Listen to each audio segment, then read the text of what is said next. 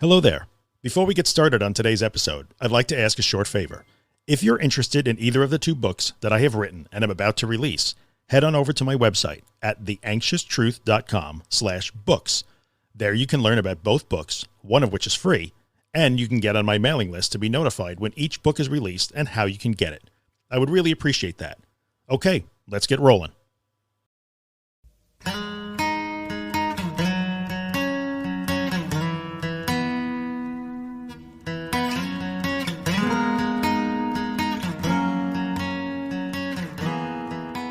Welcome back, dudes and dudettes.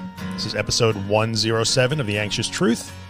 Today we're going to talk about the topic of self-forgiveness, forgiving yourself, letting go of anger and regrets and bitterness, all centered around either time that you feel like you've lost because of anxiety, or opportunities that you feel like you've lost due to anxiety, or maybe things that have happened in your life, especially in relation to your friends and family because of your anxiety.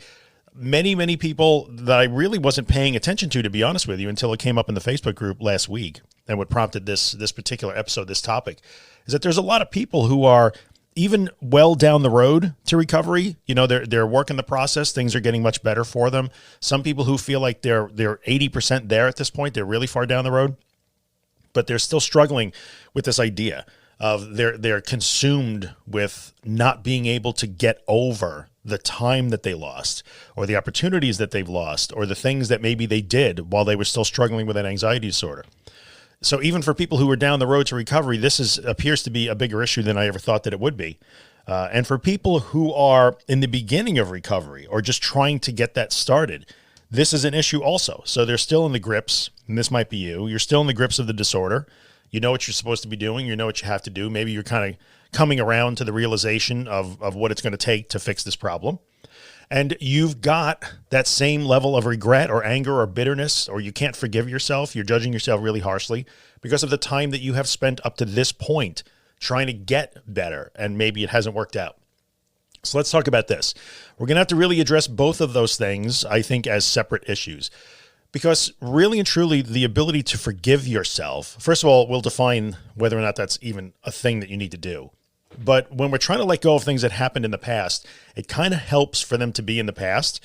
So before we get to that, the forgiving yourself, like I'm doing much better now, but I can't seem to forgive myself for when I wasn't. Like that's what I'm hearing a lot of.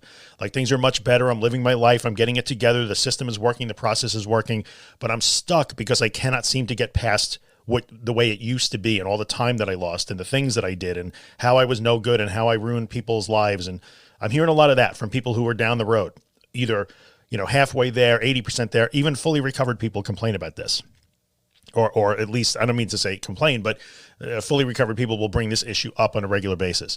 So there's those people, but for those people, that anxiety state is primarily in the past, or is at least heading into the past. They're moving forward.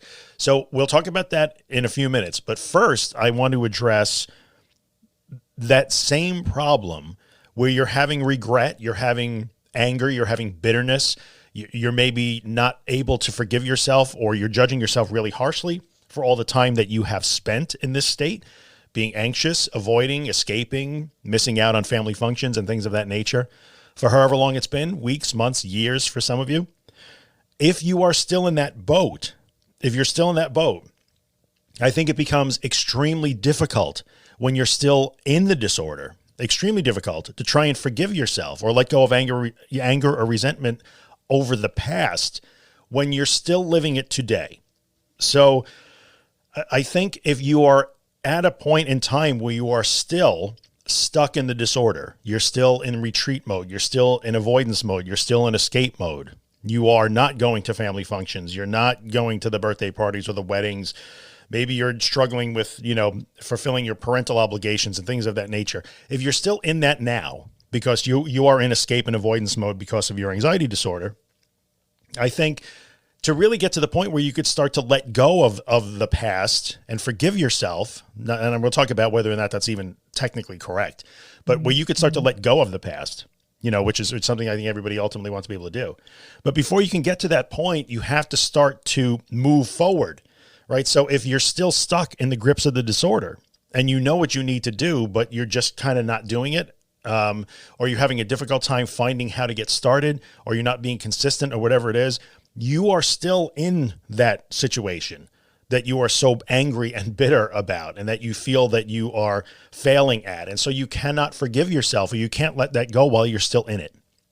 So I think specifically, if you are still in the middle of this and you're just starting to understand how to work the process, you're just starting to do the work, or maybe you understand what the work is and you haven't started it yet, or maybe you are actually brand new to this whole concept and you're just now learning what it is that you have to do. So first you have to learn, point in a different direction, and start to go that way. So whatever the point is, if you're still in the thick of your anxiety problems today, I think it's almost an unrealistic expectation, and it's an unfair expectation for you to have, to say, well, I'm just going to let all of the past go and start fresh today.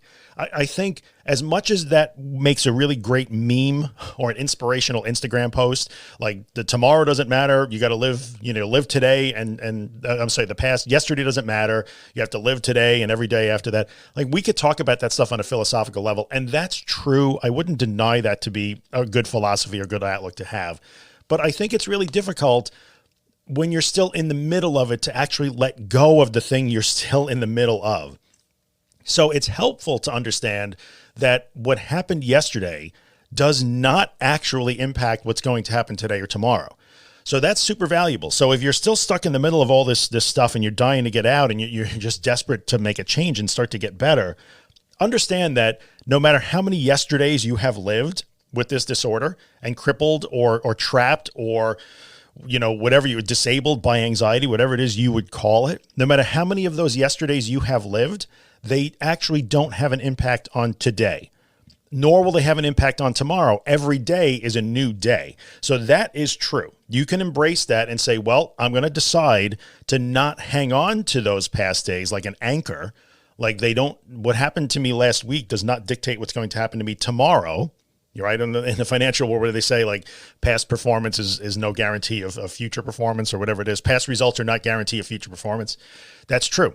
Like, from a practical standpoint, every day is an independent trial. So maybe you had a really bad day yesterday, or you made no progress yesterday, but it doesn't mean you can't make progress today. So the first thing I would say, if you are still in the middle of your anxiety problems and you're struggling with not being able to forgive yourself for what happened last week or last year or 5 years ago, well, understand that, letting go of the anger, the bitterness, the resentment, and trying to forgive yourself, that's going to be hard while you're still stuck and you're static. But you can say that I'm not going to let those yesterdays determine or dictate what today and tomorrow is going to be. That's just a practical approach that says I can start to do this work today. But the key to that, and this is always the unpleasant part of the podcast, the key to that is I can start to do this work today. So before you can start to go to that thing that says, well, I'm going to forgive myself, I'm going to let it go, I'm going to let go of my bitterness and my anger, you kind of have to take those steps. No matter how small they may be, it's okay. Even the smallest baby steps going forward are steps forward, and they are accomplishments, and you could start to lean on those, and you could use those as fuel. So we need forgiveness for our past, I think, is fueled by our accomplishments today and tomorrow. So we only really leave yesterday behind when we start to actually accomplish things today and tomorrow. So what I would suggest, if you are still in the middle of this, you're in the thick of it, you are still avoiding, you're still escaping, you're still trying to engineer yourself, your life so that you never feel anxiety, you never feel those scary sensations or thoughts, and it's kind of ruining your life, and you want it to get better, but you're not getting better yet. The first thing you kind of have to do is say, well, you know what? Today's a new day. I can do something different today than I did yesterday. And tomorrow, I could do something different tomorrow than I do today and that I did yesterday. So adopt that approach and understand that taking those little baby steps forward in your recovery can really start to loosen the grip of the past. But loosening the grip of the past is a thing that comes with action in this case. It doesn't come from just sitting and contemplating or being inspired or being talked to or being told magic words. Really letting go of the past means actively making today and the future different. So my best advice, if you're still in the middle of this and you can't find a way to forgive yourself for the way you have been in the past, is you have to start doing the work to change the way you are today. And again, I cannot say this enough.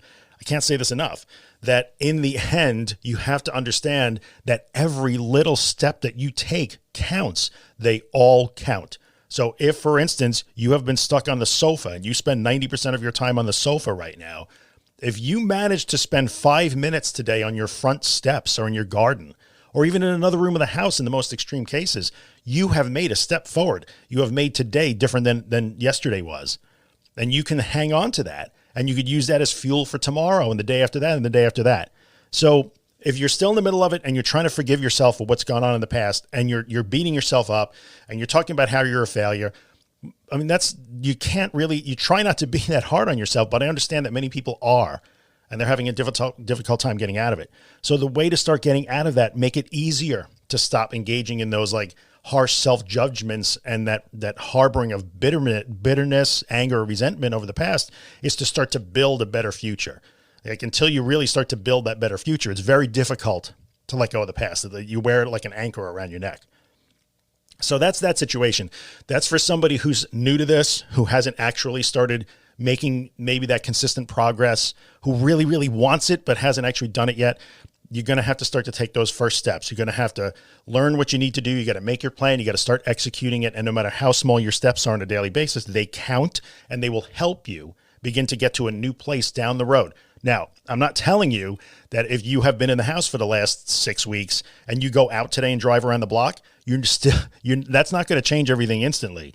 But as you make that incremental, steady forward progress every day, a little step further every day, you will soon look in the rearview mirror, even a week or two down the road, and say, hey, look, I'm doing something different. And that is a great day. And then you'll have that first great day. Not that it's a great day like, oh, I'm back to normal and I fixed all my problems, but you'll be able to sit and say, whoa, I'm doing it. Like I'm actually starting to do it. And when you have that positive moment that says, I've had all these positive outcomes where I've done these scary and hard things, but it still worked out okay anyway, then things start to change. Imagine how you will feel that day when you can look back and say, holy cow, I've actually left the house every day for the last week. That's amazing. And now you can start to feel good about yourself. And when you start to see that progress and that snowball starts to roll downhill, it becomes a whole lot easier to not worry so much or think so much about what happened last year or last month or 6 months ago, whatever it is. So if you're still in the middle of it, you got to start to take those steps forward. It's an integral part of letting go of the past, is building a new future.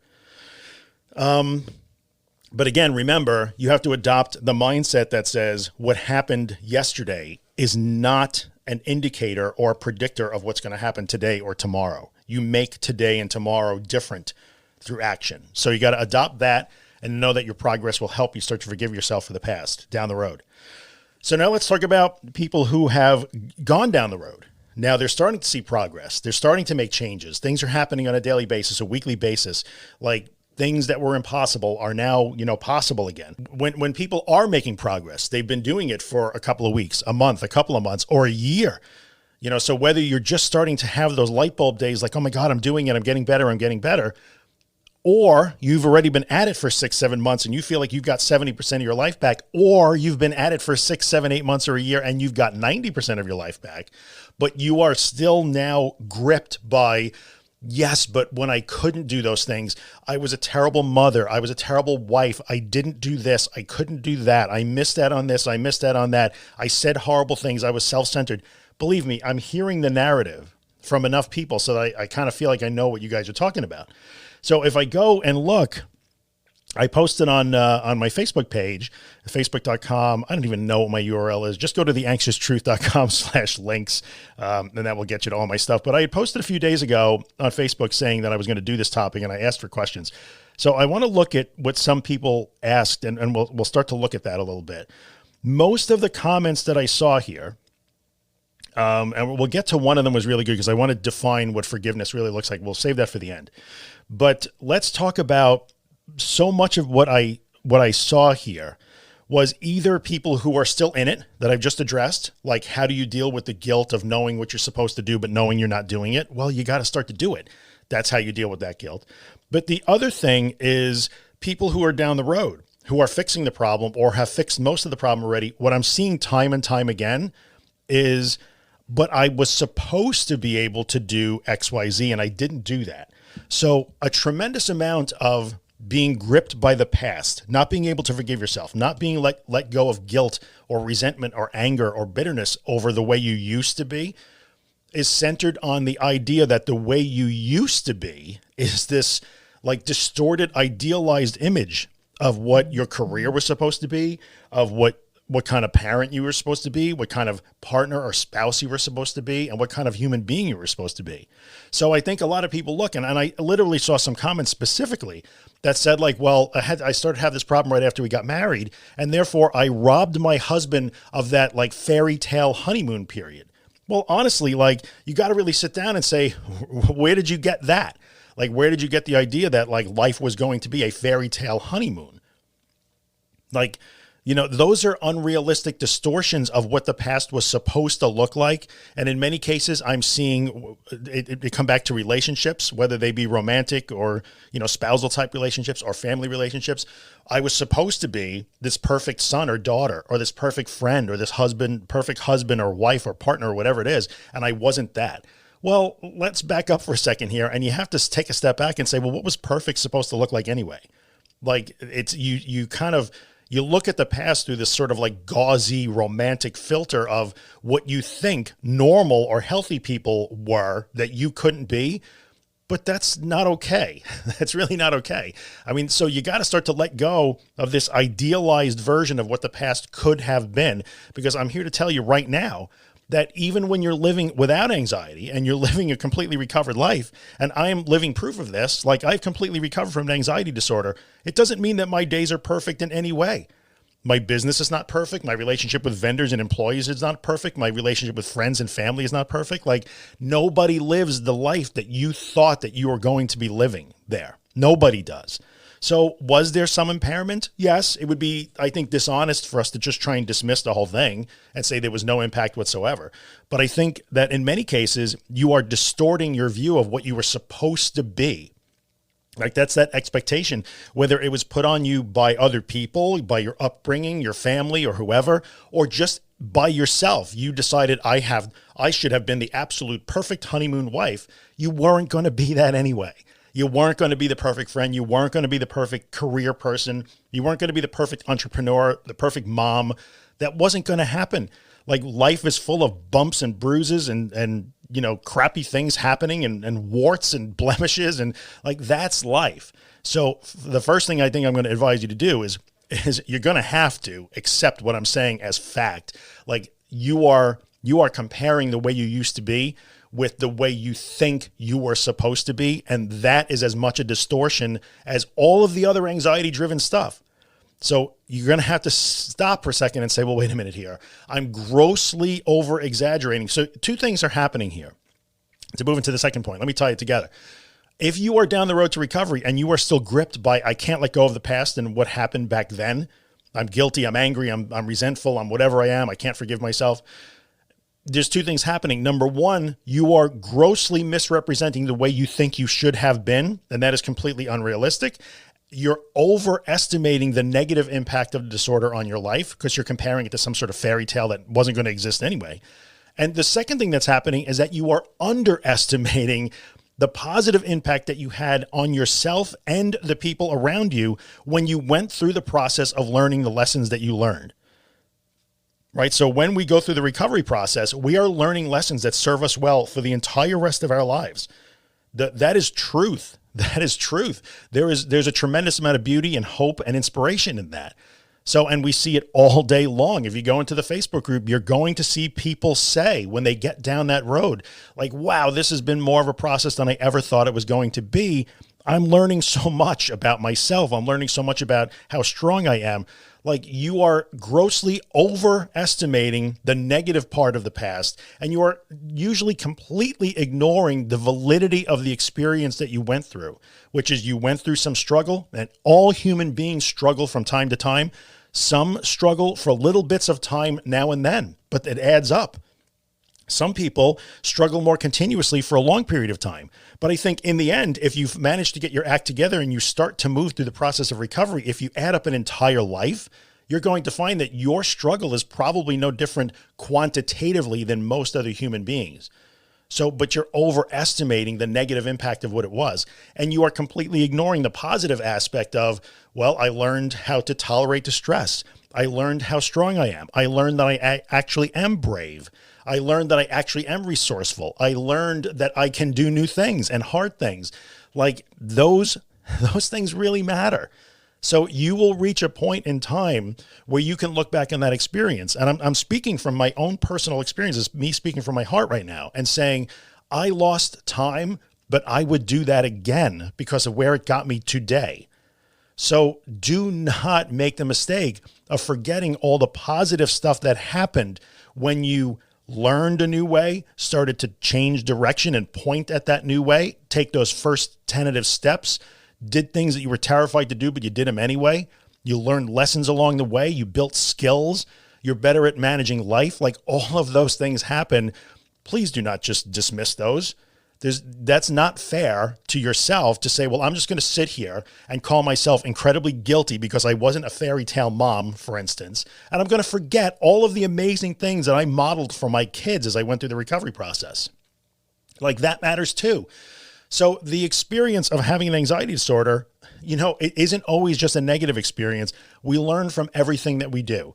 So if you're still stuck in the disorder, it's time to resolve. And we're going to get to the last thing that I want to talk about here, which is choices, making choices. It's time to resolve to start to learn those new things and do them so that you can be proud of that as well. And when you understand and acknowledge that, like, holy mackerel, look what I did. And if you are in a relationship, you are married, you have a partner, you have family, you have friends, you have kids, they saw that happen. Look at what mom did. Remember when mom wasn't able to go to the supermarket? And now look at her. She experienced some bad stuff and then she got past it. She rose up and got past it. Like if you think that that's not a valuable thing to show the people that are important to you, then you are grossly underestimating the positivity that you have been, you've really created for yourself through the process of recovery.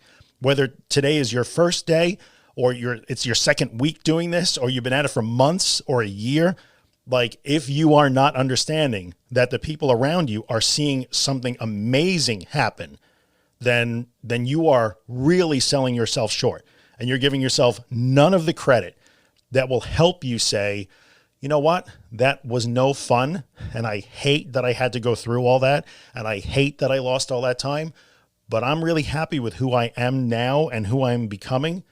And it becomes a whole lot easier to say, now I can let go of what that was and move forward in my life. I don't care if you have 10 years left on this planet, 5 years left, 3 years left, or 50 years left. Every one of the days and hours that makes up those years is worthwhile. So, this is super important. If you're down the road to recovery, but you are still gripped by guilt over what you didn't do back then, just understand that you are judging yourself against an unrealistic standard of perfection that no one ever attains. So you are not worse than the perfect person you thought you were supposed to be. A perfect person didn't exist anyway. And the second thing is, please do not underestimate the positive aspect of having gone through such a major challenge and started either you're in the process of turning it around or you already have. Like you need to start giving yourself some credit. That's part of like the process of forgiveness and letting go of the past. So you got to do the work to start moving forward so you can build that thing that I'm talking about now. So if you're sitting here and you're listening and you're still stuck in one place, time to start taking baby steps. And if you've been taking the steps, like more power to you, brother or sister, like you are doing it. And so you got to start like giving yourself some credit there and really calling your brain out, or if you will, like maybe your emotions out. You got to call bullshit on them. Like, oh, wait a minute here. What did I think I was going to be? Like there was going to be some sort of like amazing, like Hollywood movie romantic bliss in the 6 months after my wedding that I've taken that away from my husband. Like there's a certain amount of self-centeredness that goes along with that. And I've talked about this where you are not self-centered, but the disorder is. So even when you are vanquishing this disorder, you are still likely in a situation sometimes where it's still calling the shots to a certain extent. Like, oh, I did this. I ruined everybody's life. Like, no, like you didn't ruin everybody's life. You had some struggles. It impacted the people around you because that's what happens. That's normal. That's okay. Like nobody signed up to be with you just to be, for you to be perfect. Like, I think that's pretty safe to say that nobody married you because they expected that you would be absolutely perfect, like out of a book or a movie. So there's that. I want to talk about two other things here. Number one, let's talk about the concept of having to forgive yourself anyway. Now there's anger, there's resentment, there's guilt. I understand all those things, but I've heard a lot of people, and I'm even using it myself now in this podcast episode a lot. The idea, how do I forgive myself? How do I forgive myself? I guess it's part of the process, but the first time that question came up, I actually answered it by saying, well, what makes you think you have to forgive yourself anyway? Like, be really careful about thinking that you have to achieve some sort of like absolution, like I must absolve myself of my past sins. That's calling an anxiety disorder like a major error, a mistake, something you did wrong. You didn't. Like, you developed the same kind of faulty thinking habits and faulty behavioral habits that millions and millions and millions of people around the world develop and have developed since humans started walking the planet. Like, this isn't new. You didn't do anything wrong. Like, you didn't intentionally do that.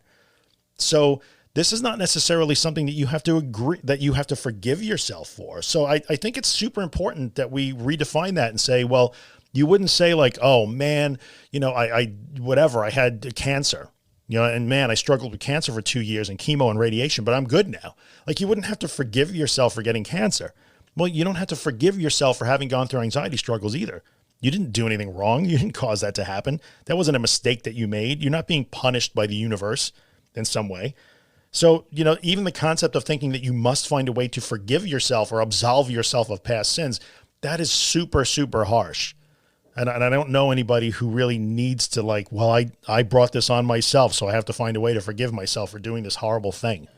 No, it's not true. Like, some people will counter that and say, well, no, I did make a mistake. I just sat there and did nothing. I wasted so much time on the fear and I didn't do what I knew needed to be done. Well, I'll tell you what you were doing at that point. You were learning. And here's fact. Like, human beings learn at different rates. We all tend to learn in the same few ways. That's true. There's a few different ways that human beings learn, and we all have our different ratios or combinations of those things. That's true too. But there's no like special ways to learn necessarily. Some people are more visual. Some people like things to be modeled for them. Some people are better when they read or discuss. Whatever that your specific learning style is, you were just executing that. That's all you were doing. So does anybody say like, oh my God, I can never forgive myself for taking 3 months to understand differential equations. Jenny got it in 2 weeks. Okay, that's fine. It's because Jenny's learning, her particular learning style was more suited to getting the idea of differential equations when she had to. You took 2 or 3 months or 6 months, but you learned it anyway. So the idea that you need to forgive yourself for all the time wasted because you think you did something wrong. Yeah, no. What basically you were doing is you were just learning the way that you learn. And for some people, they hear the kind of stuff that I'm talking about. They read things like Claire Week's books. They get it right away. They start working right away. It just happens to suit their particular learning style. That's all. Other people, maybe takes a little longer. Maybe you were one of those people that took a little longer. Some people learn to play the guitar at an alarmingly fast rate. Like, Jesus, man, you picked up that thing in 3 months. You got to there. I hate you. Some people take a much longer time, but some people learn to cook faster or speak languages faster. You were just executing your particular learning style. That's all you were doing, right? So you need to abandon the idea that you are responsible for the time that it took.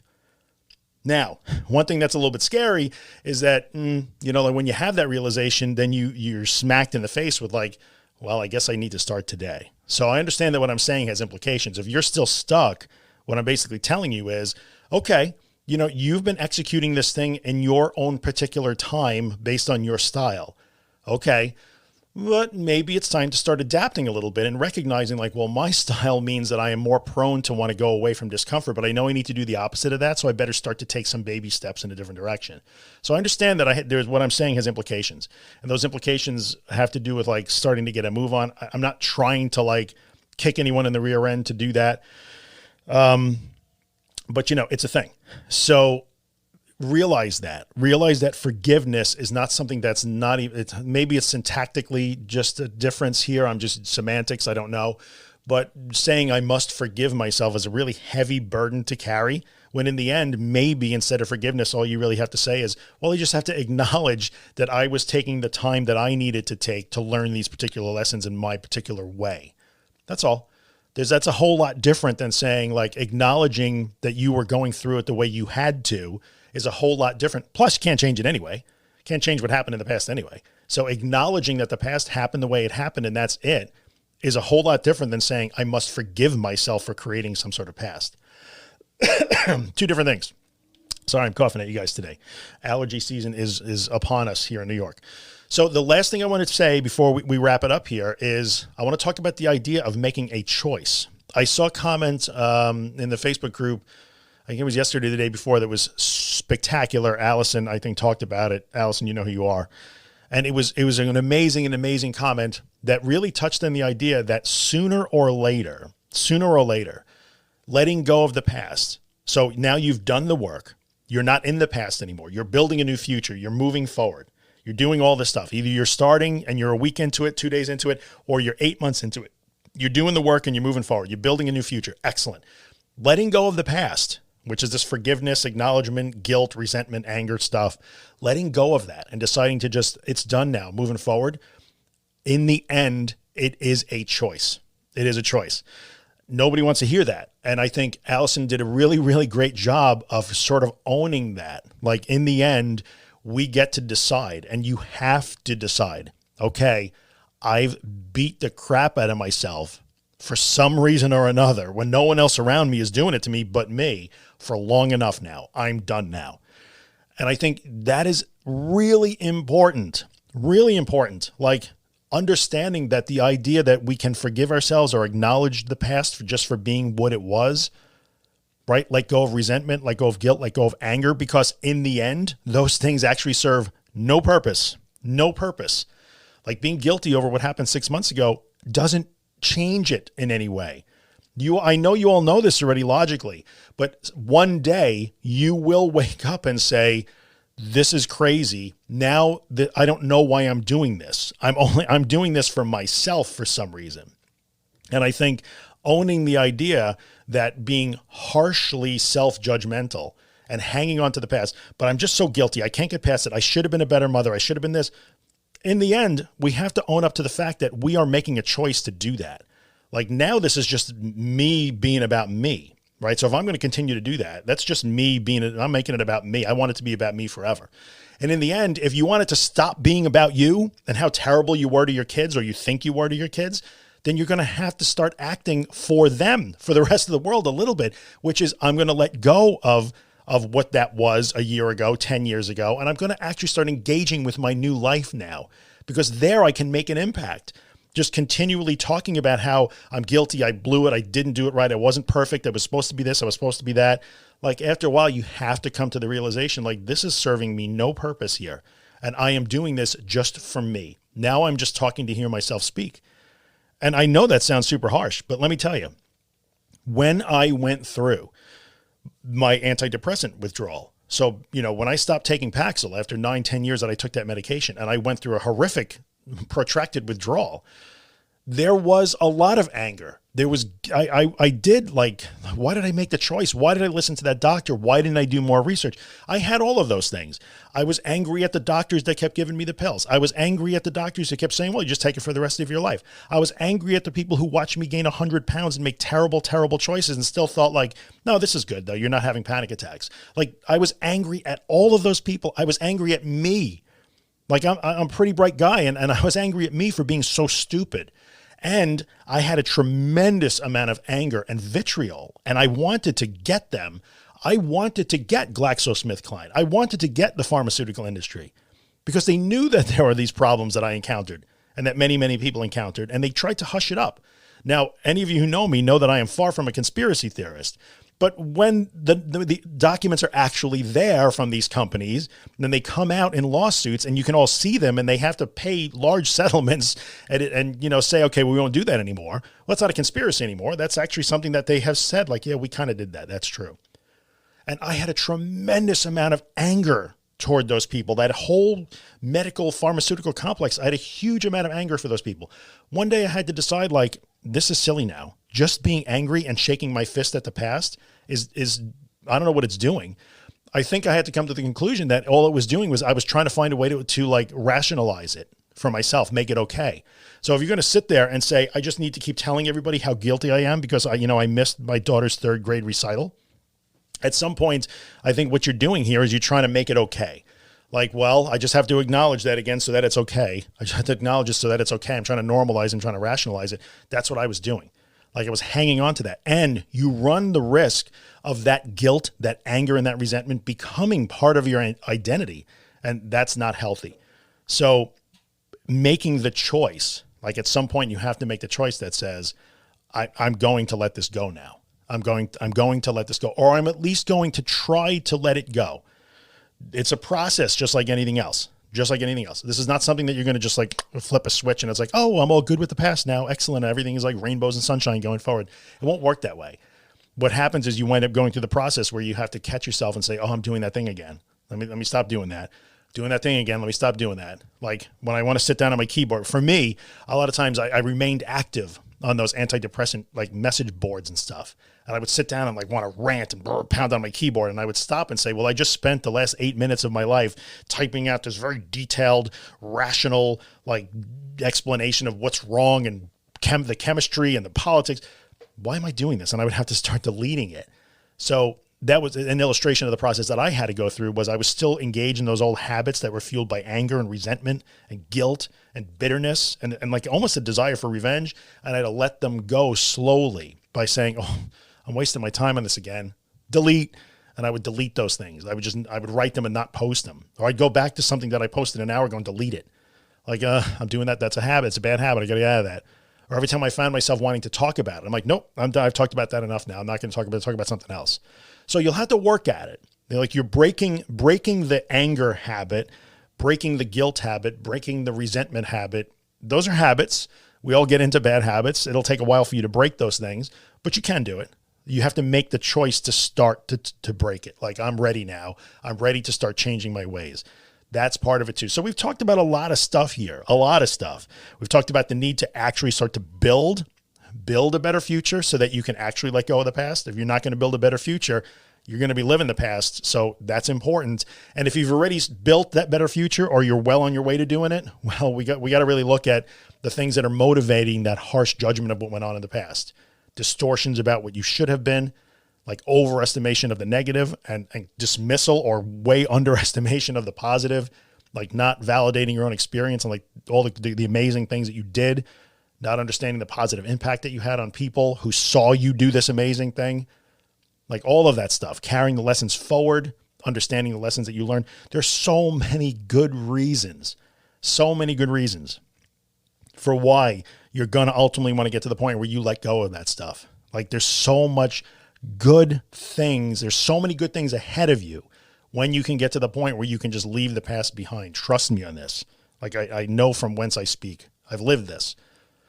So there you go. That is 37 minutes of me rambling on the topic of self-forgiveness and bitterness and anger and resentment and guilt and like finding ways to let go of the past, when you had anxiety or all the terrible things that my anxiety have done to my life and the people around me. Like, I hope this has been helpful. I really do.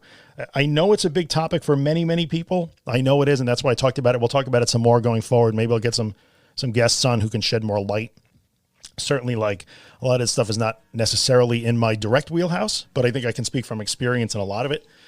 So there you go. Any questions, comments, theanxioustruth.com. Okay, let's do some housekeeping stuff. So theanxioustruth.com/links is where you'll find links to all of my stuff. You want to find me on social media, you can get in the Facebook group, you get on my Facebook page, my Instagram, Twitter, even though I'm not on Twitter that much.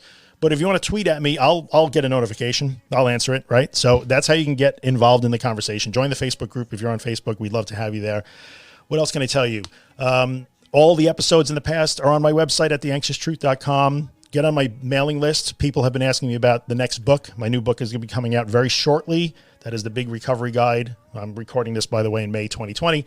So we are hopeful that in June that will actually be published. And what else can I tell you? If you're listening on iTunes, please take a moment and give me a 5-star rating and write a little paragraph as to why you like the podcast. It always helps other people find it. And I think that's it, guys. I'll see you next week for episode 108. And I will leave you, as always, with Afterglow by my buddy Ben Drake. You can find Ben at facebook.com/Ben Drake Music. And I will see you guys next time. No looking back or dwelling on the past. You know you'll never get another chance. So go and live your life. Yeah, yeah, yeah. Push through the pressure like an atom bomb. You keep on dancing like it's your last song. Makes no difference if you're right or wrong. Now you're on your way. It's in the afterglow. It's in the lyrics of the songs we know. It's in these feelings that you never show. Yeah, you're doing fine. It's all around you, you can breathe it in. And this is where your story begins.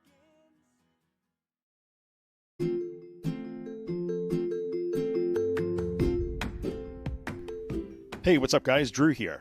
In the 5 years that I've done the podcast, I've never had a sponsor. But now it's time for me to put in a little plug for the day job, the business that I own.